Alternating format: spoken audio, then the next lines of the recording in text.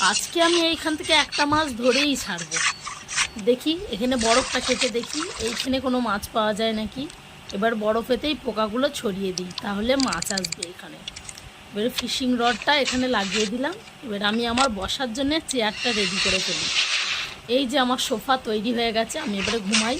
এই তো মনে হচ্ছে একটা মাছ উঠেছে, দেখি দেখি তুলে। এই তো কত বড় একটা মাছ উঠেছে, বাহ। এবার আরেকটা উঠেছে মনে হচ্ছে। এই তো আরও একটা মাছ উঠেছে। কত বড় বড় দুটো মাছ পেয়ে গেছি আমি। আজকে এগুলোকে ভালো করে রান্না করে খাবো। পেট থেকে সব ময়লা বার করে দিলাম। এবার ধুয়ে মাছের আঁশগুলো পরিষ্কার করে নিলাম। এবারে মাছগুলো পিস পিস করে কেটে নিয়ে এবারে মাছগুলো ভাজা করব। মাছে মশলা মাখিয়ে নিলাম।